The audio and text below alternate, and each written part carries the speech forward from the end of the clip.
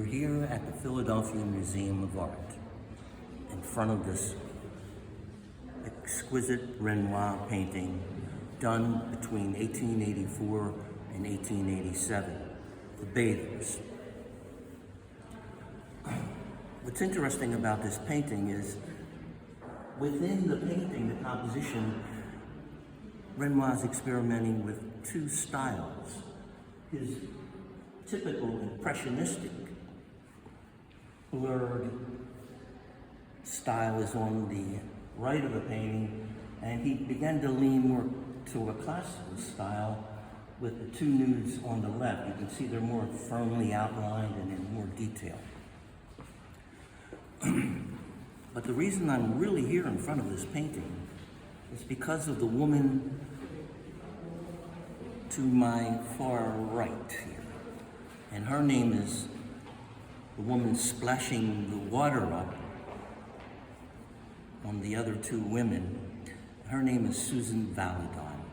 And she was a very popular model for artists in the late 19th century.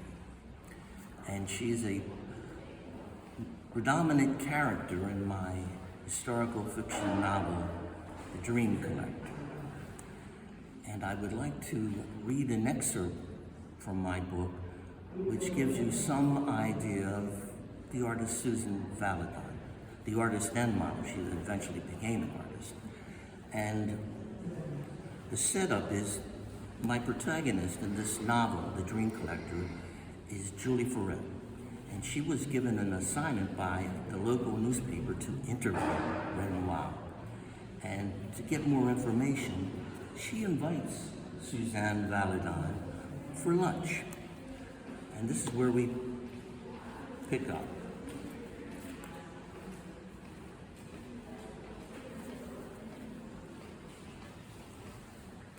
Tell me about Renoir, since you're his favorite novel. I'm hungry for background information. Suzanne, excuse me, was painted in several of Renoir's most erotic paintings. I shall share how he decides whether or not to employ you as a model, she said. First he has you, she lowered her voice in a mock whisper, undress. Straight away? Completely?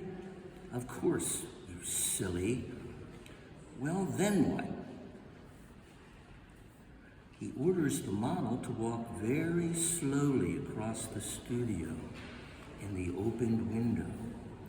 You must be shivering cold by this time, I remarked. I undress for no artist, she insisted, somewhat haughtily, who does not have a coal-burning stove. So one stands naked by the window, I coaxed, quite curious as to what I would learn about Renoir's behavior toward women. The old boy stares at you for the longest time. Renoir was 45. What kind of stare? I took her. What kind of stare?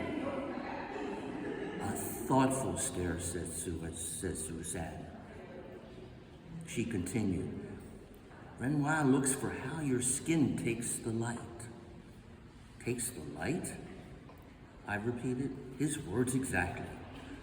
Obviously, you passed Renoir's skin test, I remarked.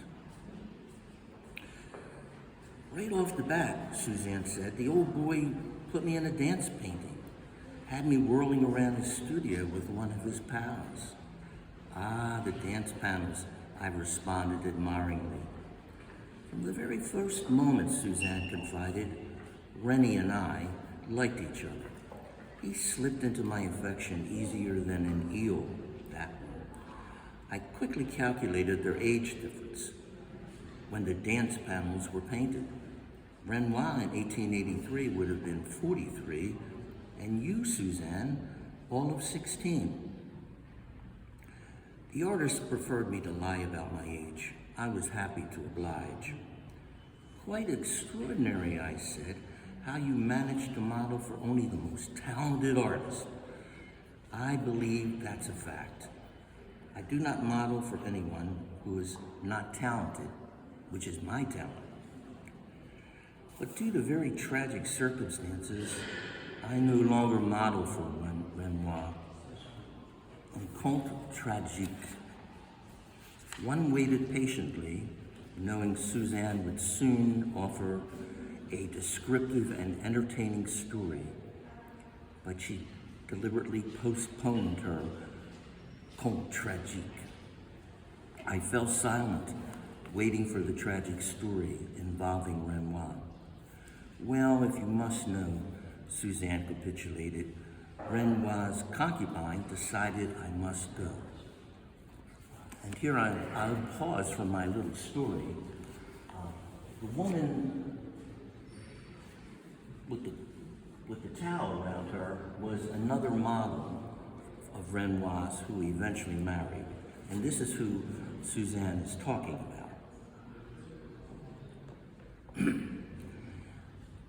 Well, if you must know, Suzanne capitulated, Renoir's concubine decided I must go. Renoir's concubine, how exotic. Is she part of a vast harem, I joke? I will not mince words, she brooded. Renoir's harlot, one Aline Charigot, happened upon us one afternoon while we were in a delicate situation. The whore flew into a witch's rage, screaming her lungs out, throwing pots, plates, whatnots all around the studio. But with all the hullabaloo and cursing, she was smart enough to lay neither a hand or finger upon my person. So that's the story, safely in port, as they say.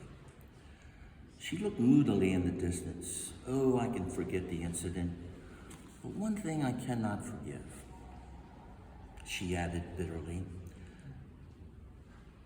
When I slammed the door behind me, I soon learned that the minx wiped out my face in a painting hanging in the studio, took a rag soaked in turpentine, and poof, my pretty face was no more.